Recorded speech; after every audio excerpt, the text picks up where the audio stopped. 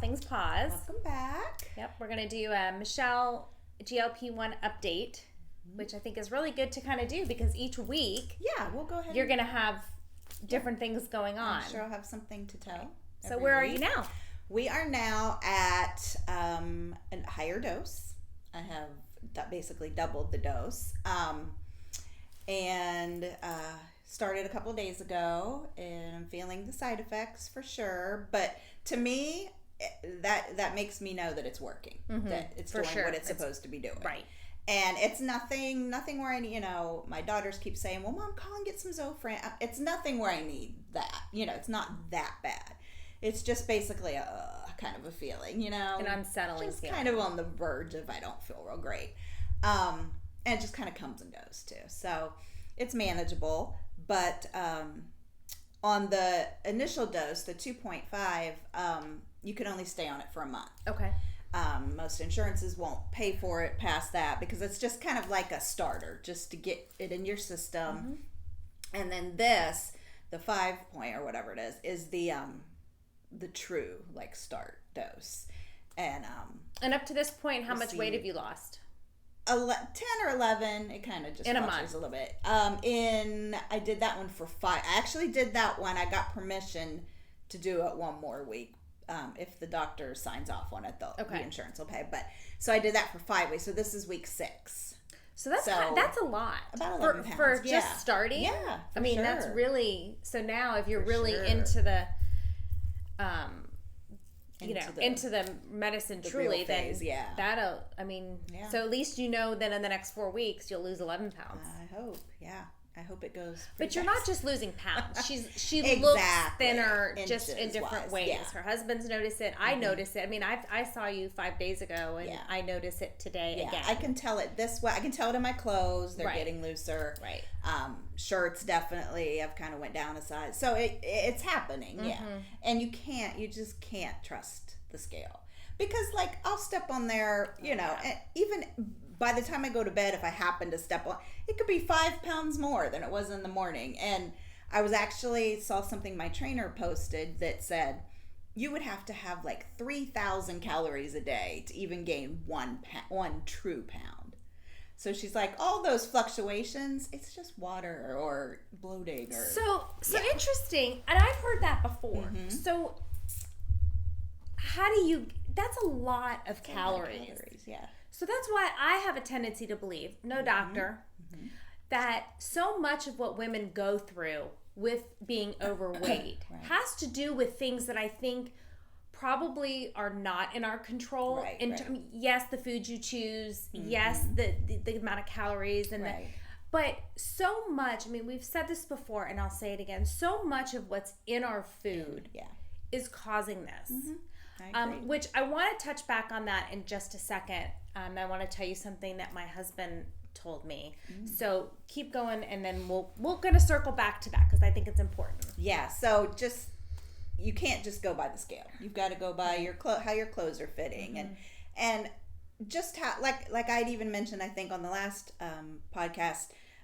Just when I'm in the shower and just showering, and I know I'm like, oh, it feels a little different. I can just tell. You can just tell. Right. And just walking. This past weekend, we were in Gainesville for Emma's graduation, and just walking upstairs, and I just noticed I just feel lighter, just that little bit, So I can imagine once I reach my goal. Right. That's great. How it's gonna be, but so far so good, and still just. I see it in your face today. I maybe because my hair's back, I see it. I see it in your face. I think that my husband, men are not really in tune with women, right? They're just in tune with, do you want to have sex? What's for dinner? Oh, the money situation. Yeah, they're not really in tune with this kind of stuff. And I think as we progress in society, so many things are happening. You hear all this stuff on the news. It's just crazy. So the other day, my husband never watches podcasts, never does any of that kind of stuff, doesn't read anything. He just goes with what he thinks, and I'm constantly saying, you need to talk to guys that are in the same stage of life. They're going through the same thing. Their wives don't want to have sex every day. We're in a normal life. Right, this is normal. Right. So I think finally, after 27 years, he's finally talking to people. No way. And reading things and listening to podcasts and finding out that he's not alone. So the other day he comes to me, I'm in my office, and he says something, or he sends me something on Facebook, and it was about this woman. I know it was AI, but it was about a woman that, and we're gonna link it. Okay. Yeah, that says, oh well, my husband, I don't want to be near him. It's not that I don't love him. And when he turns to me in bed, I pretend I'm asleep. Feeling all these things. Not that she didn't love her husband, but that she was going through the same stage that we are, right? Yep. And so I was listening to it thinking, oh great, now we're gonna have conflict. Here we go. We're gonna go. Because at the end of it, she said it's not that we don't love our husbands. It's that this stage of our life is different, and they don't understand. So what happens is they become insecure, right? Then they think we want a divorce, or they cheat on us, whatever the case may be. So he asked me if I listened to it, and I said I had listened to most of it, and he said, well, it's kind of like us, and I'm like, no. Few things resemble, but no, if you listen to the whole thing. He said, no, I know. And he said, but there's a serious issue in our society now with men. I was like, oh, well, what is that? And he says, well, men are taking things the wrong way, and we're feeling very insecure because of it. But it's because of everything that you guys are going through. And I was like, okay. Whoa, like explosion in my brain. Like finally you understand that it's not necessary. Now, sometimes it might be, underlying circumstances. But in my case, there are things they do that we're like... Right. But in my case, it's not, it's almost, and we should do a podcast. It's not that I don't like sex. It's that at the end of the day, it's just, I just want to get into bed and go to sleep. Now, at this stage of our life, it's normal. I think that my therapist told me that the average amount of times that women, you may be different, whatever, is maybe once a week at best, maybe once every 2 to 3 weeks. Yeah. Okay, I get that. That all the husbands say, oh, we were dating and, it was every day in the middle of the night. Okay, yeah, probably was. 20 years old. Yeah. Right. So I just think it's funny that he was finally understanding. So whatever you have to do to get your spouse, if it's an issue, understand that technically a lot of things are happening in our society that we have no control over. Sometimes we don't have control over what's in our food. We have control over what we choose to eat. Right. But I think that there's so much, YouTube, TikTok, all these things are influenced. But for me, huge.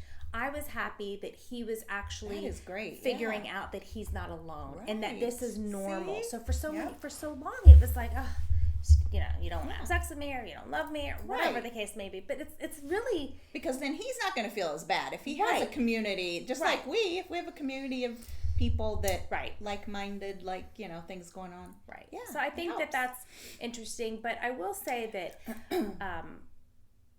And not to get too personal any more than I already do, but if it's taken me 27 years of marriage, and we've been through a lot. We've been through the sickness and in health, richer for poorer. You figure by that time. Almost death do us part. We've been through all of this, right? But I finally got him to find somebody to talk to. And it's a man. Yeah. And it's really been great because he goes every week. He goes more than I do. And he looks... I don't want to say he looks forward to going, but he's not opposed to going. He comes back with a different perspective, or he'll come back and say, I have a question for you. And one of what his counselor had said to him was, why do you think that things have been going so well in your marriage? That's a good one. Well, I think, so he asked me that. So I think he was asking me before he answered the question to see what I thought. I want to see if it's the same. Yeah. And I think it has a lot to do with how much better he feels being secure. Now, I have to play my part. Okay, I get that. Sure. But there are times where we all know that at 5, 6 o'clock at night when everyone comes in and is like, well, what's for dinner? You're like, I don't really know, and I don't really care. I don't want to do it. I did that. And I don't care. Yeah. Yesterday. I did that last night. So I think it's interesting. But if you could I think communication has been good. Communication. He's not the best communicator. I mean, he's a good communicator, but he doesn't always get the thoughts out. Right.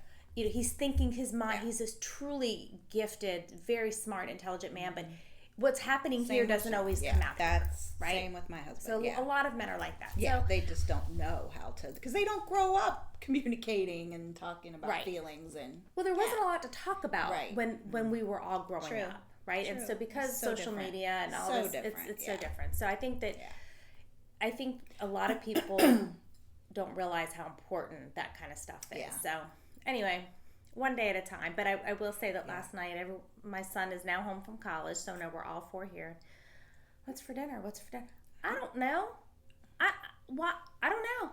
Yeah. Whatever. So I took out all the leftovers, threw them on the counter, and said, make what you can. Yep. Whatever y'all want. We did that last night, actually, because my daughter's a flyback. She is now back home to live, college graduate. And my dining room and my foyer and my piano room are full of her stuff right now. And so we're going to try to navigate that, having her back home, which, of course, I'm thrilled to have her back home. But she's working now, so she's now working out of our home. But yeah, last night for dinner, it was the same thing. I'm like, okay, now she's back. We've got to figure out, we've got to include her in the, but she made her own dinner. I was like, okay, that's wonderful. She made what she wanted. Sean and I had what we wanted. It was fine. I think it's important that they understand, as well as we understand, that they've lived on their own now for 4+ years. And so I feel that JJ's lived on his own now for 2 years. Yeah. I know we talked about this last time. I don't want to feel responsible for what he wants. No. Right? I don't want to feel responsible for his happiness or whatever. Or for entertaining them. I mean, they're doing. I tell you what, yesterday I said to Rich, I said, JJ's mood, he can go right back to Tallahassee. Like, his mood was icky. Right? And it's because he doesn't have a job. And, you know, he 20 years old comes to me and says, Mom, Dad, I know you want me to get a job, but I just need a week to be on vacation. A week to chill. I'm very busy up at school. Okay, well, he's not busy studying. He's busy with the fraternity, you know, with his bartending job, with his girlfriend, you know, with his philanthropy for the fraternity. It's a lot of work. So we're sitting here going, okay, and we're passing him job opportunities. You know, he's a big golfer. What about this that? Golf course is hiring this. I got this. Okay, great. So last night was so great because his girlfriend was over and she has a job. She works at a restaurant, and when she comes home, she makes great money there. And she's like, Jacob, you just need to get into your car and you need to drive to all these places in downtown Winter Garden, and you need to just go in and ask. Well, and she goes, no, you need to just do it. Yep. And so I was sitting here, she was sitting there, and he was sitting over there, and I said, Maddie, could you please tell JJ that he needs to physically go into these places and ask if they're hiring? And he says, Maddie, can you tell my mom? Because if I say it, it's different. It's so different. So then he says, yeah, my money is dwindling down. And I'm not giving him any. Yeah. I'm not giving him any. Nope. You claim to be independent. Yeah. You've got your vacation. He's played golf 3 days in a row. So, okay, when's that week up? But then his girlfriend says, I'm in the mood to go shopping. Let's go to Marshall's. So they go to Marshall's. This is at like 7:30, 8 o'clock at night. And he texts me and says, would you like to buy me 2 shirts? And what do we do? You know? Yeah. So it's interesting when they come home. It is. But Emma's home to stay for a while. She's home to stay. Probably through the end of the year at least. Yeah, I would say. Yeah. Save her money and... Yeah, we'll see. A lot of kids are having to come home after college. Yeah, and my older daughter was home for a year and a half, I think, before she had enough. Maybe she should go live with her. Well, I know, I said that, but Morgan has her lease until February. So maybe, who knows? It might work out that way. You never know. But, yeah, she was home for a year and a half, and even now my older daughter's been out on her own over a year. But she says, she's like, I don't know how I'm ever going to afford to live on my own or buy a house or do it. It's just outrageous. I will say that I don't mind. Our 22-year-old's still here. He's on the autism spectrum, but he's very high functioning and perfectly capable of having a job. And I keep telling, he's like, why are you and Dad giving me such attitude? And the reason is because I don't mind that they're here. Right. But they gotta be doing something of value to enhance their life and their future. Exactly. If you're just sitting here playing Madden and not doing anything and only taking one class, you should have a job. Right. Well, Mom, gas is too expensive and it doesn't make sense for me to do Uber Eats and whatever. Then get another job. Yeah, get a different job. So it's really hard, one, to explain to someone on the spectrum, but also, so I don't mind. So at least Emma has a job. Yes, right, she does, and she'll stay busy. She will be busy. Yeah. So that's good, and I think that it would be a lot easier the next 3 months when JJ's here if he just gets a job. I think I agree. 100%. Because I think your kids need to understand that 1, 2, 3. Some people have 3 jobs. I mean, it just whatever you got to do. And this, well, I don't want to do this. I don't want to do that. It's for the summer. Yeah. Do whatever you can. Anything. Yeah. Just to make money. Save up some money. Yeah. Because he's got a car. He's got a truck payment. Exactly. Coming due here soon. Exactly. So I don't know. It is hard when they come home. It is. It's hard. When you've been an empty nester for 4 years. 3. Well. I guess now almost 2 years with Morgan gone, but it's just weird now that she's back. And the things that we going through menopause or perimenopause, it's really hard when they come back home. A lot of the people that I'm friends with, they're in the same position. They're going through menopause, and their kids come home for the summer, and we have a short fuse. And I don't think that they understand why. They don't understand why, and they think that we should just cater to them and what's for dinner and that's fine. But I think that there is some important, Rich said yesterday, maybe we should sit him down and explain to him, but then you sit down, you tell a teenager something, and they're like this. Yeah, exactly. Mom, I know. I know. Okay. And that doesn't make the situation any easier. Yeah. So how do you teach these young adults to be respectful? That's a really good question, yeah. If you have a way of doing that, please let us know. Because I'm really struggling with that, and no disrespect. We I think I said this. We sent him a list of rules before he came home on the day he was coming home. And he didn't read them until he was driving home. And it was things like, you have to put your dishes in the dishwasher, you have to be respectful at all times, this kind of thing. But I made the mistake of calling them rules. And so he's like, you really don't make it easy for me to want to come home. I'm like, well, you know what? What we're asking for isn't really a lot, and we're putting a roof over your head. Right. I was just going to say, when you're this age, it's... No, Emma, it's so funny because she even said last night, I'm planning on painting her bathroom. I'm going to paint some things in the house, and I said, well, let's paint your bathroom, and if you want to pick out some new... I said, if you want to pick out some new stuff, I'll buy you some new... Do you want to do pink? You want it? Whatever you want to do. Well, she comes to us last night, and because, of course, no one uses her bathroom while she's gone. So she's like, would one of you want to deep clean my bathtub? And we both looked at her and we were like, you've just, like you said, you've just lived on your own for 4 years. Who's been cleaning your, that's what Sean said. He's like, who's been cleaning your bathroom? Yeah. So we were like, I said, I'll be glad to get you anything you need, but to clean it. You are now, I said, I did clean before you came, but she's just very particular about what she uses to clean. And I'm like, but you're on your own now. So you go to Walmart, you get a bucket, and you get them their cleaning supplies, put it in the bucket, get them some gloves and a sponge. Yep. Happy summer. There you go. I said, if you don't like what we use or whatever, I'm happy to buy you whatever, but that is now your bathroom and your bedroom to clean. Someone said to me recently, it's just the way it is. And you know what? I don't accept that. No. I don't 22 years old. No. So this happens to everybody. And if you're saying it doesn't happen to you, it's not true. You have a conversation with your teenager, girl, boy, whatever, and they are, rolling your eyes, give attitude. They literally, somebody else walks in your house, and there is, it's like Dr. Jekyll and Mr. Hyde. Yeah. They're nice as can be, yeah. Why do you got to do it that way? Now, when I was growing up, you weren't like that because your parents would spank you, all these things. They didn't have a lot to take away from you, but there were consequences. Right.